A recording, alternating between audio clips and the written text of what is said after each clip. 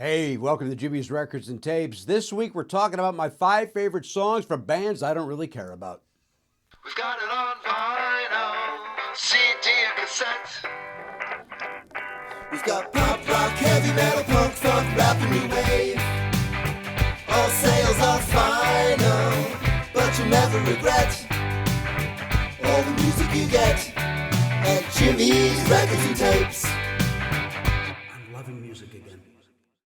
Hey, Jimmy Pardo here. Welcome to Jimmy's Records and Tapes. Come on in, take a look around, browse, enjoy our angled bins. That's the thing that a guy named Rick that I worked with, he became the manager of JR's Music Shop after I left. I was doing a community theater, and they took out an ad in the playbill. And before I left, Rick and I thought it'd be funny to angle the bins, and we were very proud of them being angled as opposed to just straight rows. And in the ad, he put, "Come and enjoy our angled bins." And I thought that was the greatest. I don't know if business improved, but I got a charge out of that when I opened up the playbill and saw that right next to my name, very proudly, in a play that I will not remember the name of at this moment. Might have been Bleacher Bums. Might have been Bleacher Bums. I'm going to say it was Bleacher Bums.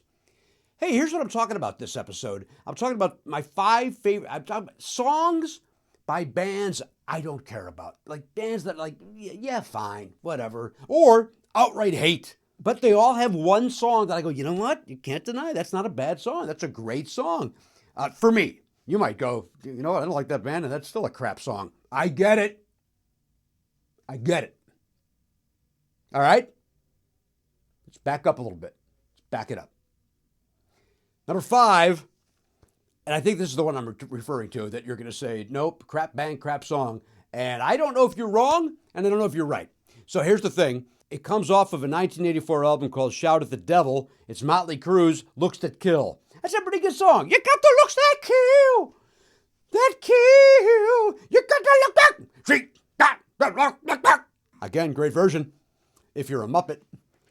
Saw them open up for Ozzy when Ozzy was on his, I want to say, Bark at the Moon tour with Jakey Lee on guitar. Terrific show that ended early because Jakey Lee collapsed on stage. That was sad. And then we're like, oh, we better get out of here before these drunk metalheads riot and throw chairs around. I said jokingly, and then got to the car and heard the news report about how there was a riot inside the Chicago State UIC Pavilion that they started throwing chairs around.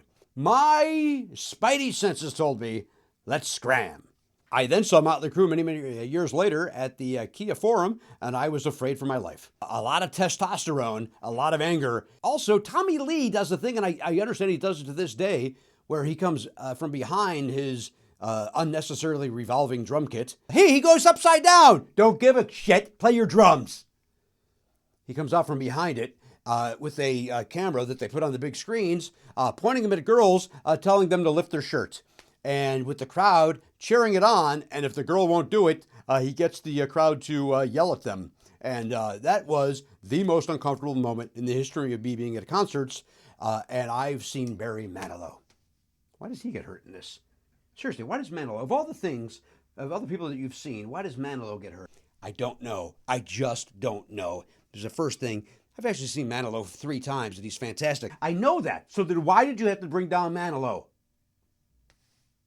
Number 5, Looks That Kill by Motley Crue. And again, if you go, Jim, crap song by a crap band, no fight from me, my man. No fight from me. Or my lady. Number 4, and I don't know if this should make the list, to be honest with you, because it turns out I like this band more than I said I do. And you'll know that from previous or future episodes of Jimmy's Records and Tapes. From 1996, off the album Crash, it's the Dave Matthews Band with Crash Into Me. You know what? I love this song. I love this song. And I like other Dave Matthews. We know that now. We're discovering that we like it. But I love this song. Even in the days where I said I hate Dave Matthews, I loved this song. I love Too Much and So Much to Say. I love the whole album. But I love Crash Into Me, which I discovered at a record store in Salt Lake City. I was working there with a comic named Dan Wilson at a comedy club that no longer exists. And I did not have a car, so I took the bus to go down to the record store, and this was what was playing. And I went, hey, who's this? And they said, it's the new one by the Dave Matthews Band. And I said, who? Because I didn't know. I didn't even know Satellite at that point. It was all brand new to me. The whole world was new to me. I hadn't even heard of hacky sacks at that point. And then, boy, did I hear about them ad nauseum. Seriously, why did Manilow have to get hurt with the previous number? I don't know. We've moved on. Number 4, Crash Into Me, Dave Matthews Band. Again, unfairly. Shouldn't be on the list. Turns out I like them.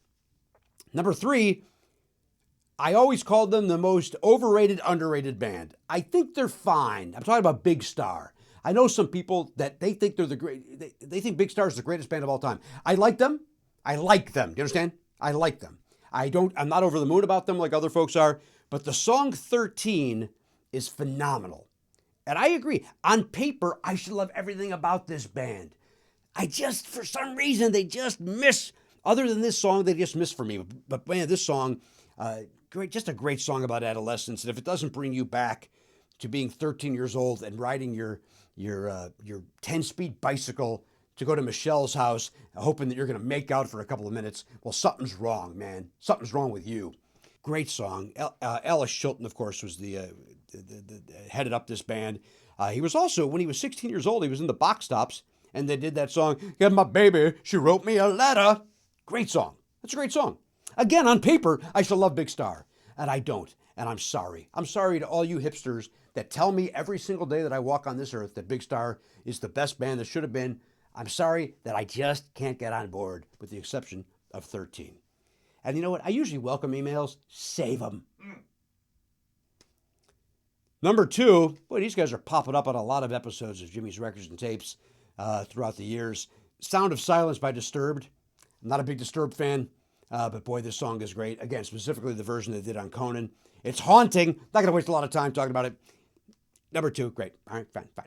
Number 1, Def Leppard, off the Pyromania album, which went to, shockingly, the song only went to number 12 on the chart. It seems weird because it was played constantly.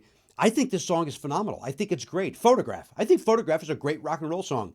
And yet I don't care about Def Leppard at all. But Jim, why are you wearing a Def Leppard shirt? Fair question, dear viewer. Here's what happened. My family and I were in Palm Springs, and we woke up, and it was freezing outside. It was like 55 degrees. Jim, that's not all that cold. I recognize that, but in the desert, baby, that's cold. And you know me, I went through the desert on a horse with no name. Could have taken a couple seconds to just call it a name. How bad would that be? The whole time that you're riding along on the horse, maybe you could have named it, says a comic in 1987. Here's what happened. We were out, and it was freezing, so I had a lot of long sleeves on, right? Probably had a long sleeve T-shirt, maybe a jacket of some sort. And then, because it's Palm Springs, it went from 55 to 107 within 4 seconds. And I was like, gee, I can't, even taking my jacket off is not going to help. I better stop at a Ross Dress for Less, not a sponsor. And I went in just to buy any shirt, the cheapest T-shirt they had, and this was it.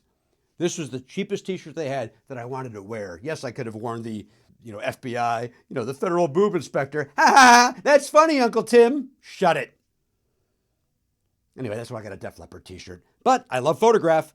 Coming in at number 1, Photograph by Def Leppard.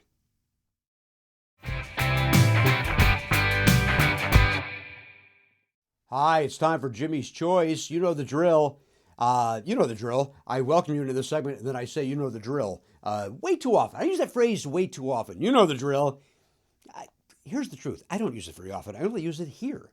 It's not like I'm at home saying to my son, hey, it's Thursday, take out the garbage. You know the drill. I don't talk to my son that way. And if I did, he'd have every right to counter Santini me. By that I mean throw a basketball at my head. Here's how Jimmy's Records and Tapes handles Jimmy's Choice. What do you think of that save? You email me at fanclub@jimmypardo.com, or you use the hashtag Jimmy's Choice over on Blue Sky, and you send me 2 bands or artists or concepts that you want me to immediately battle out in my head on who I think is the better of the 2. And you know what? It's subjective. Come back to me tomorrow. It could be the other way. 9 times out of 10. Sometimes it's very clear there's a choice. This one might be a little tough. This comes to us from @AbbottSkelding. @AbbottSkelding asks me, Alice Cooper or Ozzy Osbourne solo? That's a great one. Growing up, I loved Alice Cooper. I was a huge fan of Alice Cooper. I wanted so badly to go see Alice Cooper in concert, and he was doing 2 shows, and I was a young kid. I thought that you could just wake up that day and man, maybe sometimes you can, sometimes you can't. But I thought it was like, hey, Alice Cooper's in town. Let's get tickets and go tonight. I thought it was like going to the movies. My mom said, hey, you know what? I'll let you do that. I was very young. I was in 7th or 8th grade. And then the review from the night before came out, and apparently he spit on the front row or something, and it was in the thing. But I think it's part of the Alice Cooper character was probably spitting on something on the stage and not the audience. But the review said that he spit on the front row, and my mom said, never mind, you're not going. And I was bummed because my older stepbrothers got to go, and they got to enjoy it. And I got to stay home and listen to the album that I took out from the library. That's right. I took, I believe it was School's Out. Is that the name of the album? I don't know. It doesn't matter. The song School's Out's on there, which is a great song. I'm 18's a great song. No More Mr. Nice Guy's a great song. Poison from the 80s. I know a lot of AC fans are not a huge fan of that. Oh, by the way, when I was not working at a record store, but I was in high school, I bought the Alice Cooper show on vinyl, and I brought it up, and a guy goes, little AC, huh? And I loved it. And that guy's name, Frank Mundo. What a name. Love it. Good guy, Frank Mundo. So that's Alice Cooper. Ozzy, you cannot argue that triple play, maybe even first 4 albums, Blizzard of Oz, Diary of a Madman, Bark at the Moon, Shot in the Dark. Those are 4 great albums. Yeah, there might be a clunker or two on the latter 2, but overall, those are 4 solid albums. Those first 2 with Randy are great, and then I think Jakey Lee's a great guitarist.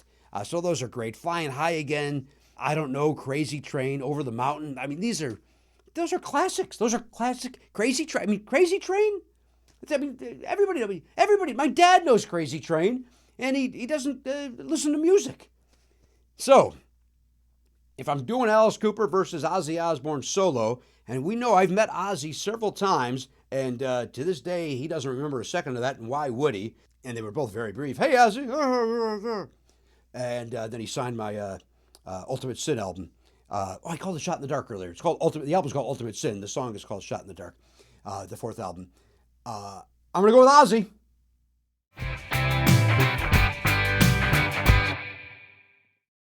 Hey, that is this episode of Jimmy's Records. What?